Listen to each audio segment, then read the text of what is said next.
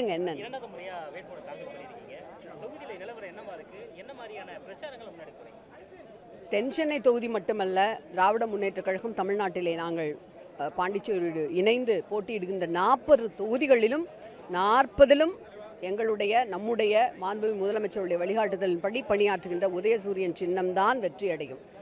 பாசிச பாஜக அரசை வீழ்த்த வேண்டும், அப்பாடி வீழ்த்தினால்தான் தமிழ்நாட்டை மட்டுமல்ல இந்தியாவையே மீட்டெடுக்க முடியும் என்கின்ற அந்த உரிமை குரலோடு நம்முடைய மாண்புமிகு முதலமைச்சர் அவர்கள் களத்தில் இறங்கி இருக்கின்றார். இந்த தொகுதியில் சென்ற முறை வெற்றி பெற்ற அந்த 2,65,000 வாக்குகளை விட கூடுதலாக வாக்கு வித்தியாசத்தில் நிச்சயமாக திராவிட முன்னேற்றக் கழகம் வெற்றி பெறும். கடந்த முறை நீங்க பார்லிமெண்ட்ல பல முறை பல்வேறு கோரிக்கைகள் தொடர்பாக பேசும்போது சமீபத்தில் சஸ்பெண்ட் நடவடிக்கைகள் மேல நிறைய நடவடிக்கை எடுத்தாங்க. இந்த பல இக்கட்டான சூழ்நிலைகளும் எத்தனை மாதிரி திட்டங்களை நன்மைகளை தமிழகத்துக்கு திமுகவுடைய எம்பிக்கள் செஞ்சிருக்கிறதா நீங்க பிரச்சாரத்தில் பண்ணுவீங்க? திராவிட முன்னேற்றக் கழக நாடாளுமன்ற உறுப்பினர்கள் வருகை சதவீதம் இருக்கு இல்லைங்களா, அதில் கிட்டத்தட்ட அத்தனை பேருமே 80% வச்சுருக்கோம். கேள்விகள் நான்லாம் தனிப்பட்ட கேள்வி, அந்த கேள்விகள் மட்டும் 289 கேள்விகள் கேட்டிருக்கிறேன்.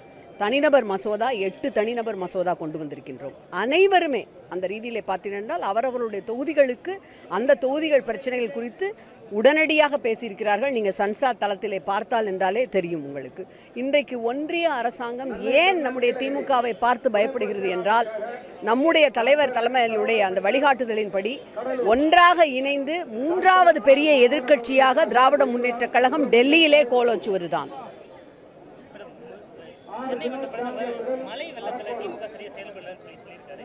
ஆனா மக்கள் மத்தியில் அந்த குற்றச்சாட்டு இல்லாத எதிர்கட்சிகள் தொடர்ச்சியாக அதை முன்வைக்கிறாங்க. நீங்க போட்டியிடக்கூடிய அந்த தொகுதியில பாதிப்புள்ள மக்கள் என்ன சொல்றாங்க?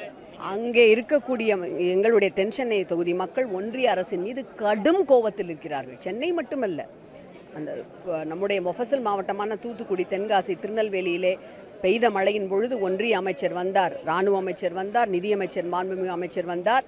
அனைவரும் வந்து பார்வையிட்டு சென்றார்கள். ஏர்போர்ட், சென்னை ஏர்போர்ட் 2வது நாளில் கிளியர் செய்யப்பட்டது. உலகில் எங்கும் அப்படி நடக்கவில்லை. நீங்கள் பார்க்கலாம், நியூயார்க்கில் எல்லா இடத்துலையும் வெள்ளத்தில் எப்படின்னு.